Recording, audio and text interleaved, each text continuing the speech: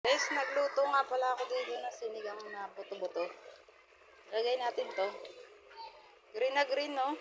Masarap ilagay. Sobrang niyang green na green. Wow! Ayun na guys. Haluin na lang natin. Nilagay ko pa yung sinigang sa gabi para maano siya. Alam niyo, malapot. Nilagyan ko na din to ng ano. Nilagyan ko ng gabi. Gabing puti. Pag hindi mo kasi nilagyan niya ng gabi, hindi siya maano. Ang ingay, diba?